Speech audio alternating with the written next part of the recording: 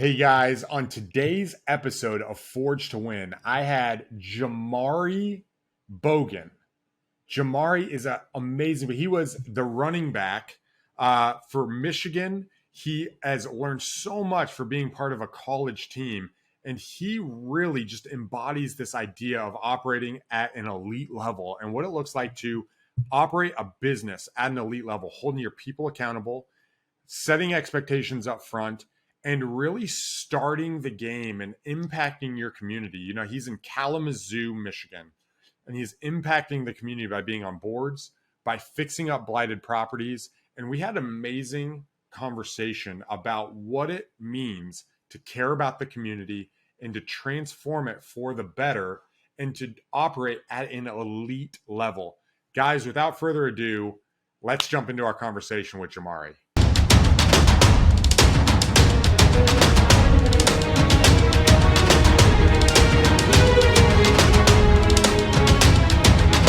What's going on, everybody? Welcome to the Forge to Win podcast. I have got Jamauri Bogan with us today. Having him on is actually amazing. So Jamauri is an NCAA football player. He played for the Michigan Broncos, West Michigan Broncos. If you Google him, you'll see that he has run multiple cool little clips. I watched one where he ran a 71 yards on a return. Was it a return? I don't remember exactly, but. Anyway, from there, he's also quoted one of the things I love that you said, man. You said that you've learned and you talk a lot about that we is better than me, and I'm excited of getting into that today, as well as collaboration is better than competition. Some of the stuff you said, and I think as we're talking about real estate, right? Your journey, where you've come, where you're going, and really building that in your life. I'm excited. So, Jamauri, welcome to the Forge to Win podcast, man. How are you? I am awesome. I'm elite. Ronald, thank you for having me. Thank you for the introduction. I feel like, you set the standard pretty high, so I better deliver in this interview, huh? Hey, man. I'm sure you've had the pressure on you before, so I'm sure you'll do just fine. I'm excited just to get to know you a little bit more. I know a little bit about your story. And what that looks like, but I'm excited to jump in. I'd love to just kind of start, man. What does, just jump right into the real estate stuff? What does Jamauri's business look like right now? Obviously, we'll get into some of the past stuff in the journey, but where are you now? Like, what are you doing? Are you developing? Are you flipping? Are you have rental? Like, what does your business landscape look today? Yeah, it's kind of do quite a bit of things. Today, I have I'm restoring a few blighted properties, which people call flipping. But I think, I make it sound a little bit cooler by saying we're restoring blighted properties and communities. And we're helping to develop those communities and make them better. And hopefully bring in those first-time home buyers who are desiring real estate so badly right now. While also focusing on developing a child care center and residential units a few blocks from downtown here in Kalamazoo. And I've also joined Hollander Development here in Kalamazoo and looking at some low-income housing tax credit projects. So doing quite a bit of things. That's sweet. So I'm curious, this child development center, I think I saw somewhere that you'd raised money from the city. Unpack that. Like, what is it? It sounds like that's a multi-dimensional project. What does that look like? That's pretty exciting. Yeah, so I'm redeveloping a brownfield site. So brownfield sites are typically contaminated, have some kind of former issue. So the site that I'm developing was a former manufacturing site for J.F. Richards, I believe the name of the business was. Okay. And so I'm working on, bringing some housing there, some affordable mixed income housing, along with the child care center in partnership with the YMCA of Greater Kalamazoo. And so, they've come out with a few articles that talk about, I've worked with the city and the county and also the state to clean up the site and also redevelop it. And so I have some really, really cool partners taking on public funds to make sure this is successful. That's freaking awesome. One, I think just from what you've said and just our meeting before is I think that genuineness for caring about the community and like you said, that kind of collaboration of, okay, how can we, even the blighted properties, right? The brownfield, how can we make this better? And the fact that it's childcare, it just shows that I think you're taking this skill and you're trying to figure out how can I really fix Kalamazoo? How can I really make this a better place? So, dude, how'd you get, like, what's the story? How'd you go from, football to real estate, to developing a child care facility? I mean, what does that journey look like? Like, who were you then, and what led you down this road? Yeah, I think, the skills that, football taught me were right. One was relationship before opportunities, right? So relationships are very vital, and building trust in those are vital to being an effective running back, right? So I had to trust my offensive line, trust my quarterback, trust my coaches that they're all going to put me in the right situation to succeed, while also being able to deliver on my responsibilities that were in front of me as a football player. So those things carried on to business, right? Also just, grinding through the dog days, right?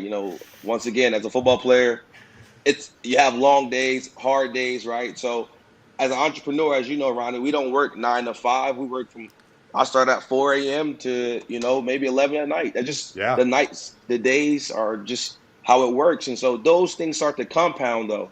You develop relationships, you work hard, you care, right? You have this ability to connect because you truly care. And from football, I took that, had a successful career. And in business, it was the same thing.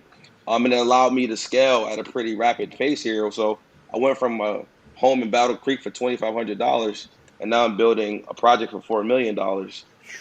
But the same, value, the same things that made me as a football player are now I'm allowed to use those now. Yeah, no. So you're a football. Did you come into like did you decide you wanted to flip a property when you were in college?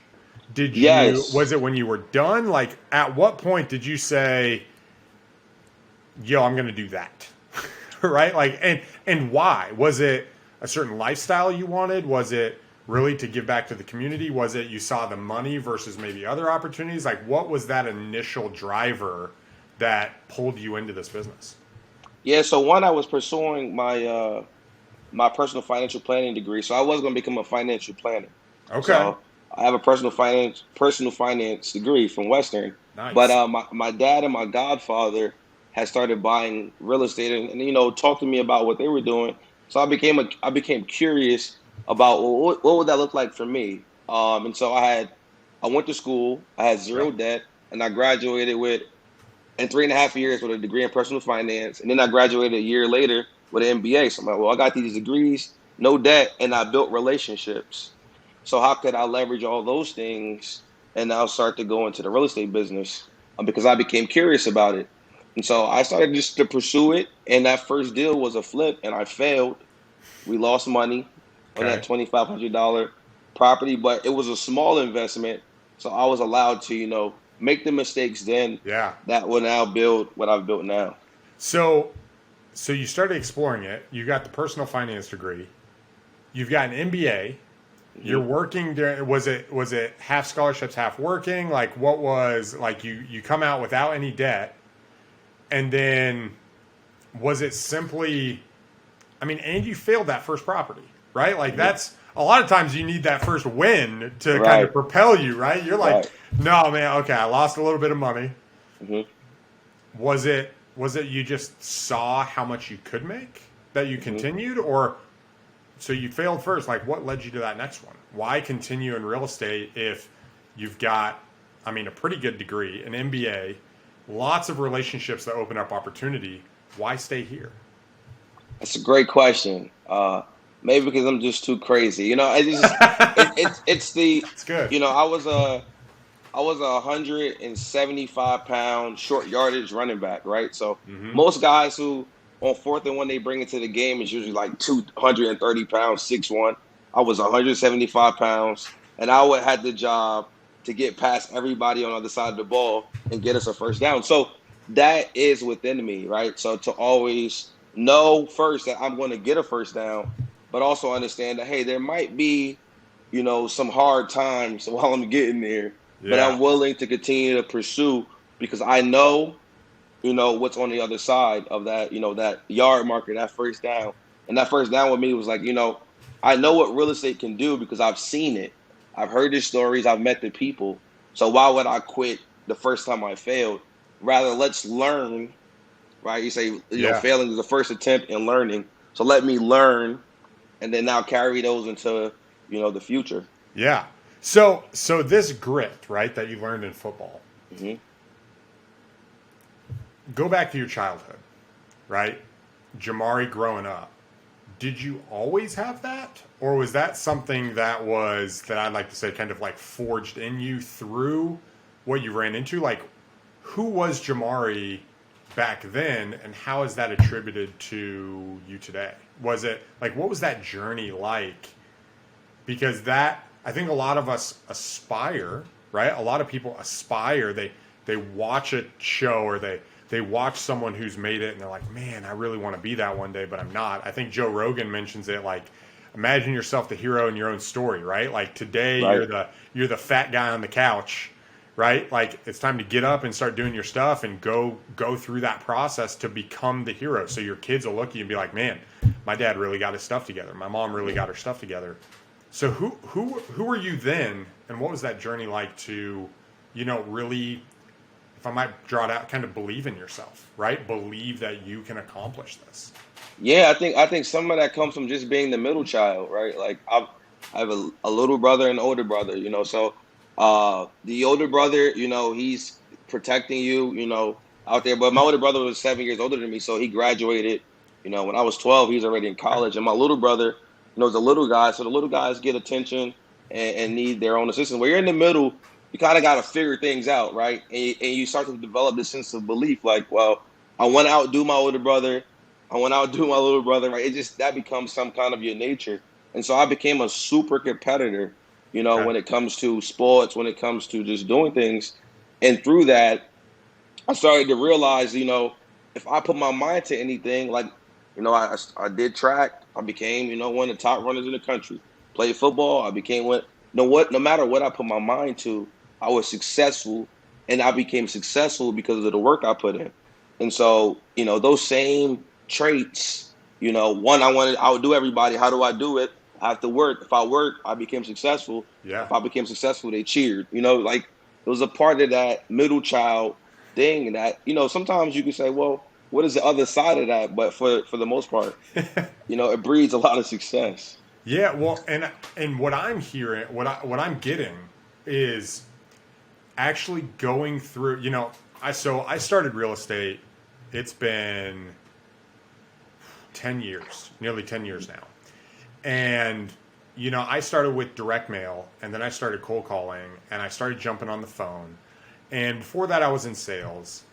And I started hiring my first guys and people just didn't want to get on the phone.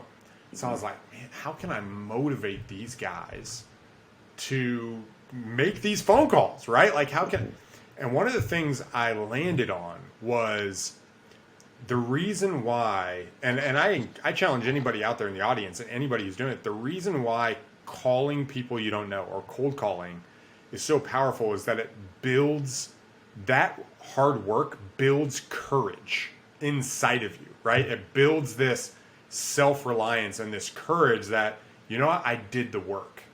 And so when you're talking about like being a middle child and doing the work, it's almost like doing the work. It wasn't a matter of if you failed. It was, I know that I'm putting in the effort. And Right. so eventually it will win. And it's almost like, and correct me if I'm wrong, but doing the work gave you the confidence when like you're on the field, I've spent hours practicing this. When I get the ball, I know what I'm doing, Right. right? Like they might try to stop me, they might hit me, and that's fine, but I know what I'm doing too. And as long as I do it, I'm going to get ahead. Would Would that be an accurate representation, or would there be another element there that I'm missing? No, I think that's accurate. You know, the days, the more you build those days on days of just doing, eventually, you know, you start to really feel like, well, I can do anything. And then once the results come from that, you really become even more sure that, you know, no matter what I do, no matter what I put my focus in, if I give it my all, which most people don't, Yeah. you know, I can be successful. And understanding that most people don't give their full effort, once again, to me, like if I'm walking with you and you say you're tired, I start to get more life, right? Because I feel like now I can crush you. Like it's just a part of just the nature That's of good. being a super athlete. Dude, that I don't think a lot of people think that way. Like, guys, if like rewind this and say that. Like if someone is tired, your thought process is not to lower yourself. Mm-hmm. Like that's really interesting, right? I think a lot of us, if someone else is doing it, we want to kind of match their energy. You just said, yo, if they get that way, it's like, no. I'm actually showing the gap. Like, dude, rise up to me. Don't go that. Like, you're not going to get what you want if you just step back. Like, let's Correct. rise up. Man, It's almost like that's, during the pandemic, right? When you know when it first happened, we were all kind of worried about what's going on. But once we figured out, you know, we put a mask on, we can go outside. Some folks didn't go outside, and people did. The people who stayed inside didn't. You know, during 2020, that was some of our biggest real estate years, and those folks who went outside did really, really well. yeah. Well, and even today, on the flip side, those people who kind of stepped back, there's people who haven't even recovered yet. Right. You know what I'm saying? And so it can kind of cascade. You're either, there's a book called The Slight Edge. It's like you're either getting 1% better and going up, or you're going down. There's no stagnant. Hmm. So we talked about that's kind of forging that confidence. But you said, and in our conversations, it seems like you're really extremely passionate about the concept of, okay, that made me a competitor. What's the, like, how do you transition now from a competitor? Yo, I'm going to crush you. I get that, right? I see another guy doing better than me, and I'm like, oh, all right. Like, I'm going to the next level. I'm going to crush this dude, Right. right? Hmm. Like, I'm going to get out there. And, you know, for me, and just maybe being a little bit transparent, even with the audience is, there's an element where a lot of the guys I started real estate with are not in real estate anymore. Hmm. Like, a lot of the guys that I was friends with 10 years ago, 9 years ago, 8 years ago, that did some cool stuff, like they shut down their businesses and they did well. And there becomes an element where it's like, you know what, competition is cool. There is a fire and I like that, but it's me doing my thing isn't going to put them out of business. Right. Right? Like me doing my thing isn't going to harm them. And I don't even want to harm them. And there's almost this side of when you start winning like that, it's like, oh man, I'm all alone. What if I can bring them together and we can work together and use that 1 + 1 = 2, right? Or Right. 1 + 1 = 5, rather. So, at what point did you learn that?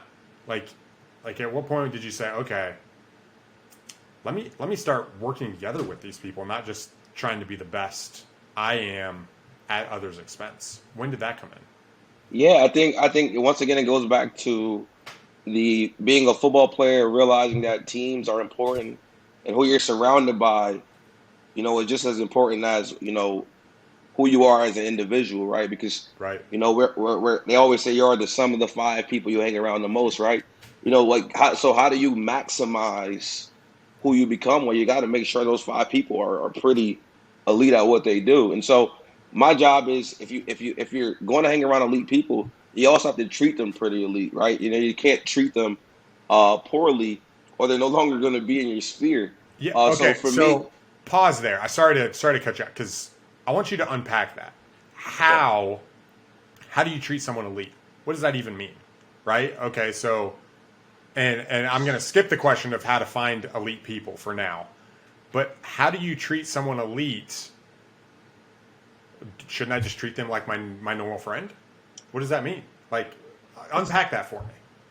yeah, I think you know most people only care about themselves, right? The natural human react just human experience is to care about yourself. But if you can be outward focus about others, it can put you it can help you develop unique and special relationships with folks. And that comes down, just holding the door for somebody when you see them, right? Thinking about, them on their birthday. That comes down to, somebody does a deal with me, I send them a gift.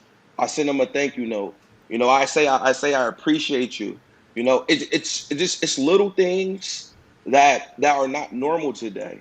Yeah. People don't, as a realtor, after a client closes a property, I give them a bottle of alcohol to celebrate that purchase, right? Because Right. that's their biggest purchase of their life, and they never forget that moment. And so I want that to be associated with it, while also, just communicating to them that I care about their special event. And I'm not just going to walk out of the closing with a check for myself, right? It's more, than just the typical relationship. And so I always try to figure out a way, to stay in contact with people, check in on them, see how I can help them.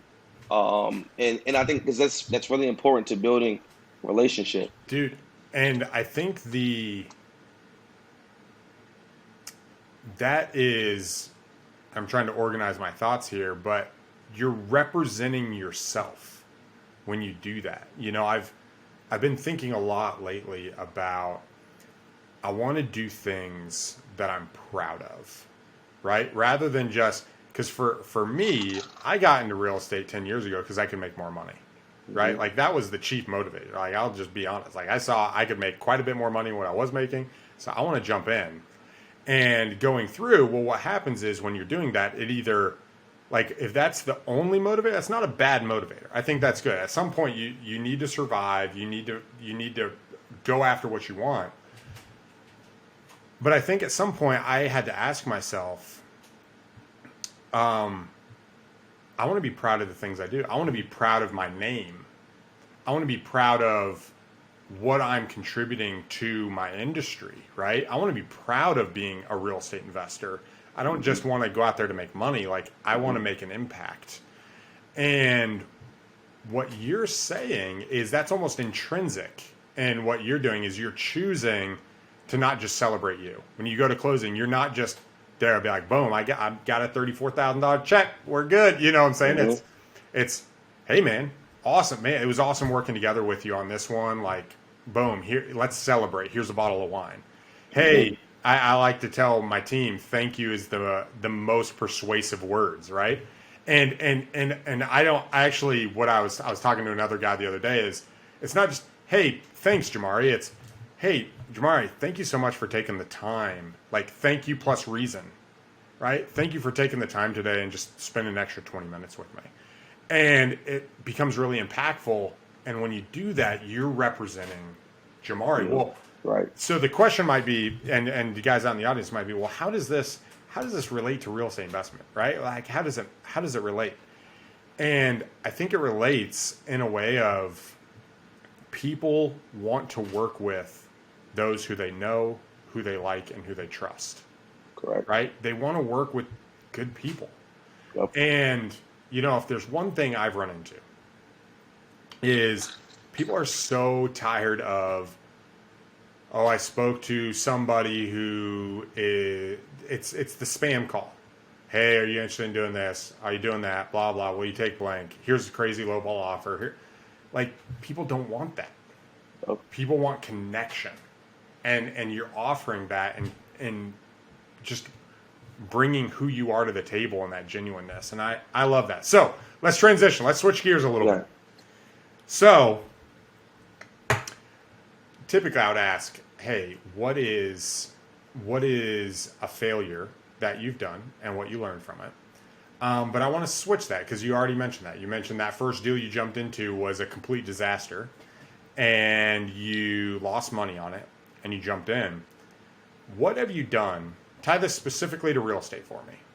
What have you done that was just amazing, right? That you were able to put together either a deal or something went sideways on a rehab and you made some decisions that righted it, or you brought people together. Like, what's something that you've done in your business that you think has really been a distinguishing mark on being successful as an investor? Oh man. I like to think Putting you about on the it as, spot, bro. Putting you on yeah, the how spot about it? there. Yeah.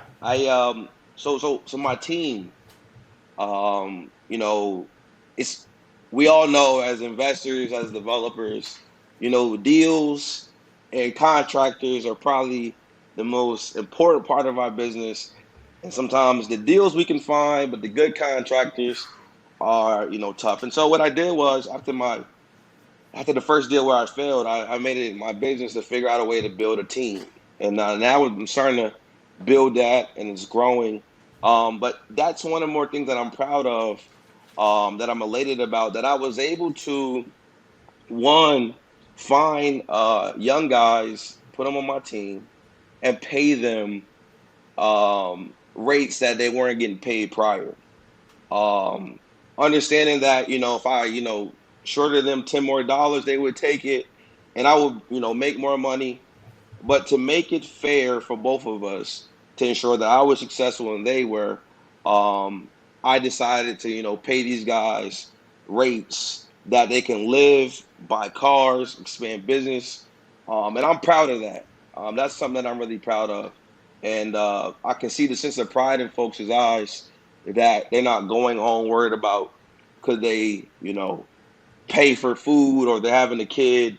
They Right. could take time off because they're living a life that's not short of, the joy that comes with mine.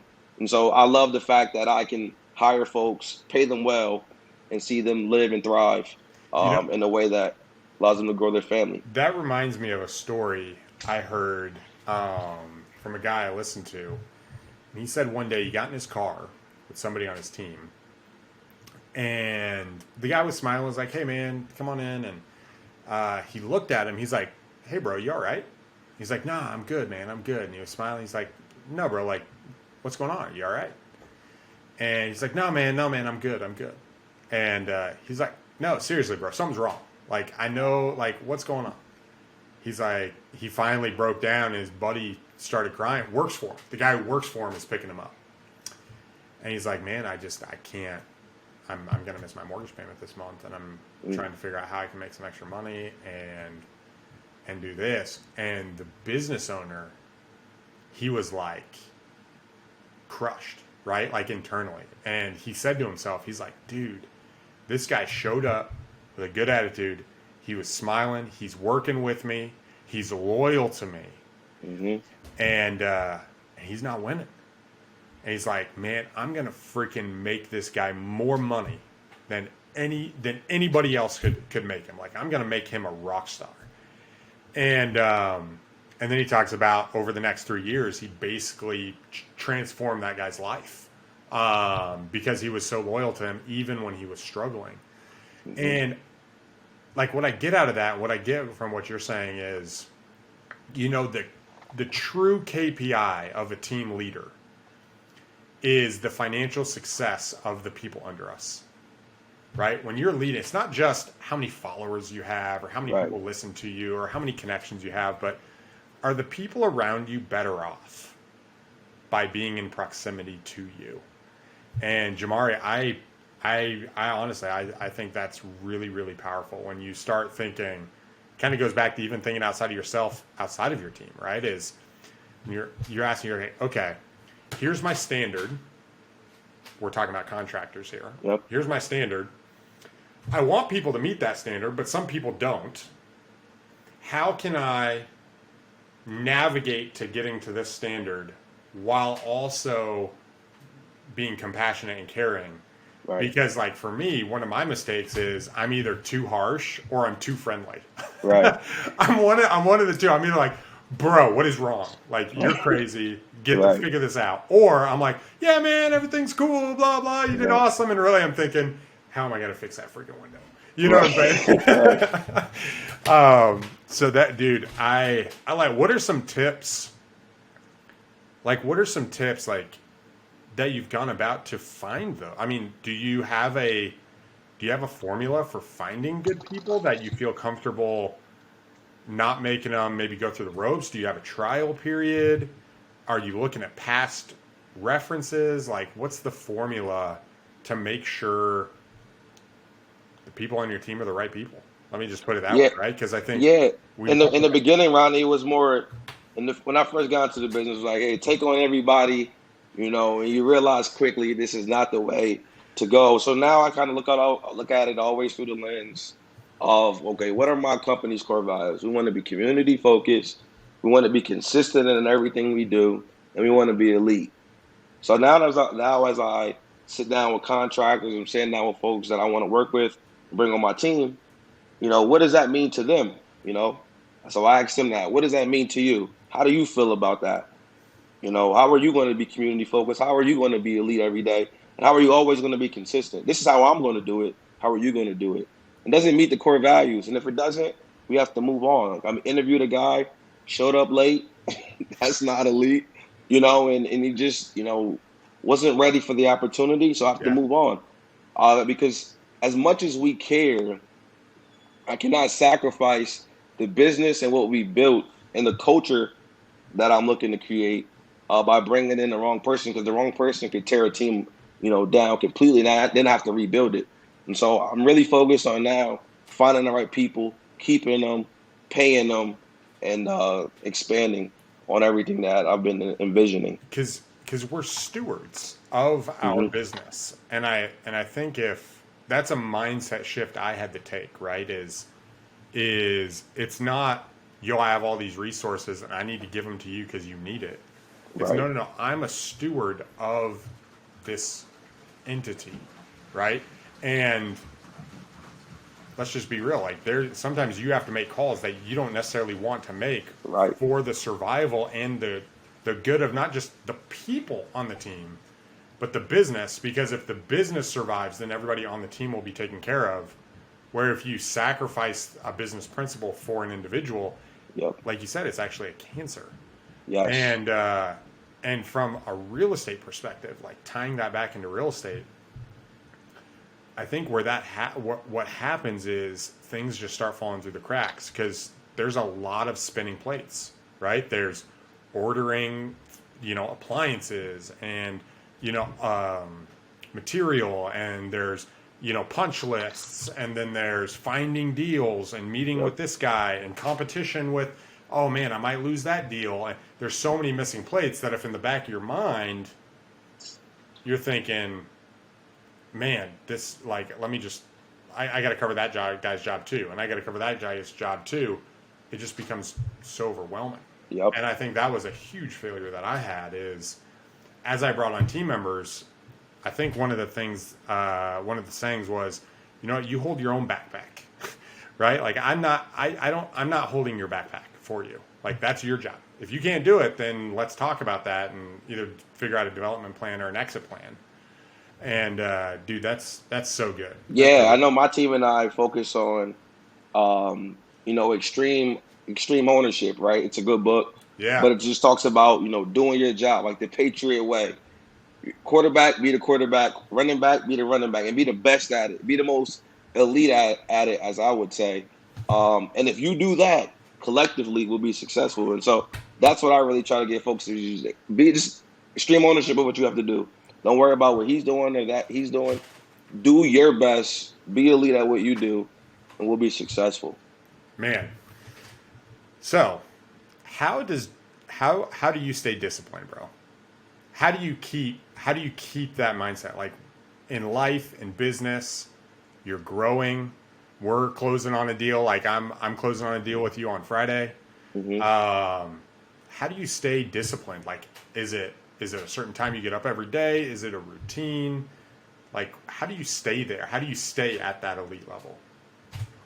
Yeah, it is a process, right? You want to always, in the morning time, make sure that I'm pouring into myself. So that's the spirit, mind, body, spirit. Make sure that, I'm in touch with God, make sure my mind's right. Because, the world brings a ton of problems. I want to make sure I'm right. Work out, make sure you're physically in shape. Yep. That's really, really important. And after that, I have, a really, really strict schedule, and so I've built a schedule out every week, and Okay. I don't deviate from it. So these are the things I must do. And then next week, during that week or the weeks prior, I'm building out what happens the following week, and then I built out last year in November, every November, I build out a list of my expectations. What do I want to accomplish for the year? Mind, body, business, um, and so I those things are my targets. And so as long as I keep attacking those daily, eventually, when it by December 31st, I should have accomplished everything I set out to do. But you have to stay consistent, which Yeah. is one of my core values. It's that repeating that and keeping it in front of you. Hmm. Man, that's dude, that's super good. So you went from the first deal, you kept plugging away, you've built your team. What's your business look like? So you got a couple of developments going on right now. Hmm. How many flips are you normally doing at a time? Now, for you guys who don't know, and especially the people here in Michigan, Jamari is in Kalamazoo. Hmm. You're a Kalamazoo buyer, Hmm. and you're an investor down there. So, like, what is it? What are you looking for? Like, what types of properties are you looking for? What's kind of your focus and niche? Yeah, so I love starter homes. That's kind of like my thing. Okay. I love to be under, 225. Okay. I think right now, with everything that's going on in the economy, things are slowing down. I'm not a luxury guy, so I stay out of that. But the demand right now for um, existing housing is extremely high in that sub 225 because right now no one can build a new home that cheap. Yeah. So it's typically those homes are typically coming from restoring blighted properties like I talked about before, which is my niche. And I just think the buyer pool is so rich that that's what I stay in, and the margins are still really really good in those deals. So that's what I focus on, and I love going to closing, talking to a person who's a first time home buyer, and just hearing their story, and then it just feels good to know that you're affecting their Yeah. their family and all that good stuff. So Well, you're taking this property that is probably one of the worst, yeah. and you're turning it into one of the best, Hmm.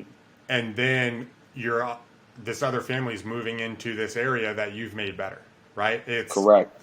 It's almost like I kind of think of it like and this might be a little bit over the top, but kind of when God created Adam in the garden, it's almost like taking dirt out of the ground and just breathing life Yeah. into it.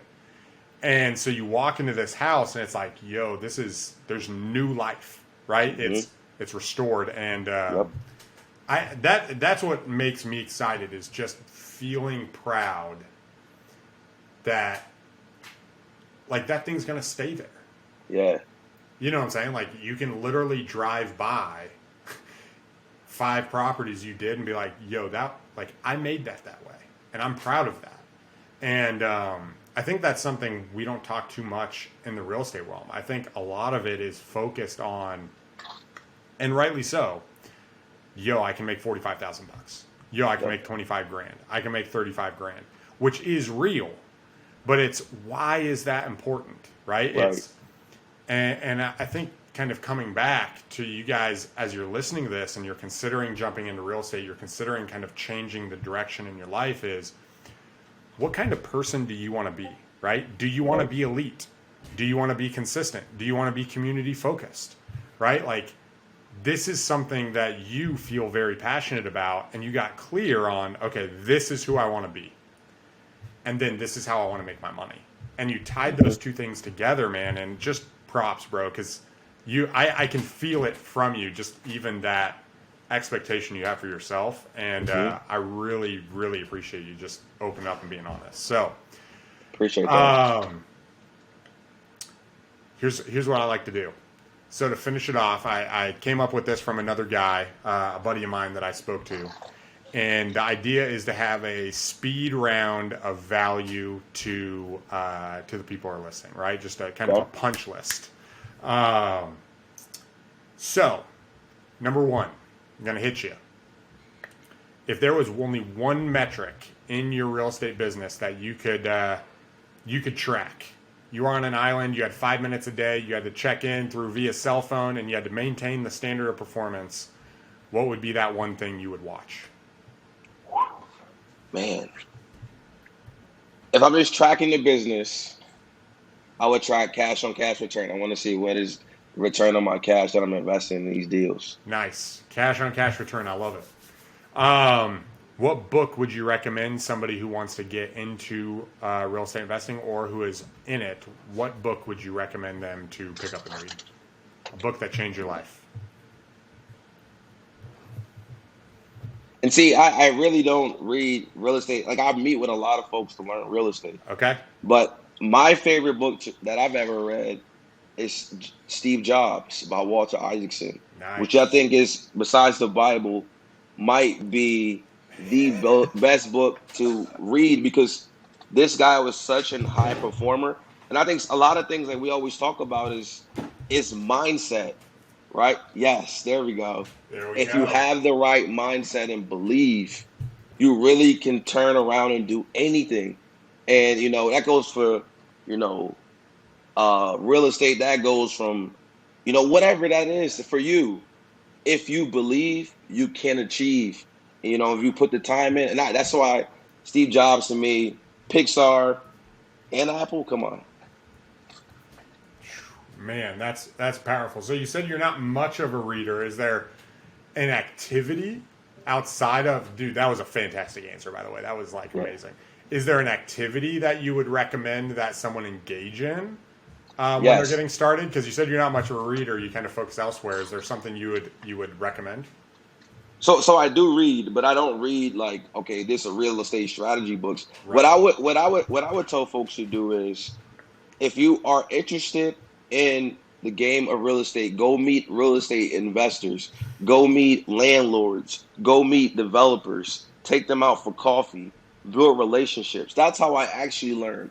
Read the book, got it, but then Ronnie might take me to his site and Right. talk me through his planning process. That's more valuable for me. This is the way I function. I have to see things. Yeah. And so if I go out, you show me it, it becomes real. Yeah. But there You was a actually, book, Ronnie, though. I think it's what's called that? Raising Capital by Bigger Pockets. I think it's worth reading. Oh, raising cap. That's a good one. That's It's really a good good. one. Yeah, yeah, yeah. That's a good Super one good. for folks. Absolutely. Yeah. So we talked about building relationships. My next question, I'm afraid that this is kind of a overview. So if it's a little bit monotonous, I apologize. But what do you do to intentionally network or mastermind with other investors? Like, what do you do to intentionally do that? Do you just call them up and ask them, or do you how do you do that? So I started off going to real estate meetups, real estate groups on Facebook are amazing. That's how I met you, Yep. Ronnie. Doing deals helps you out.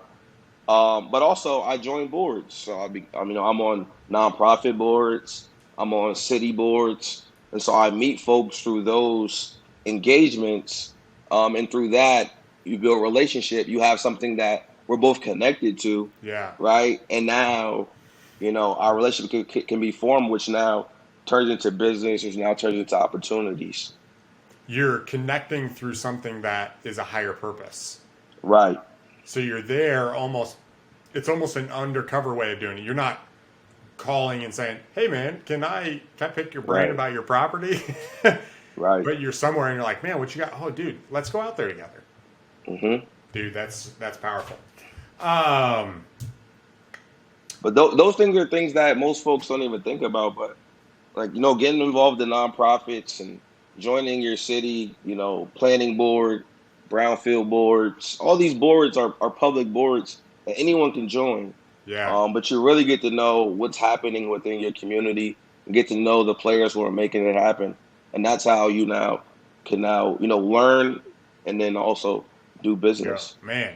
That's good. So, uh, last question: if you lost it, if you lost everything you had today, if you lost all your money, if everything collapsed, what would be your plan? What would you do? I'll do it again. Right. And now I have the information. I have the knowledge. I don't feel like,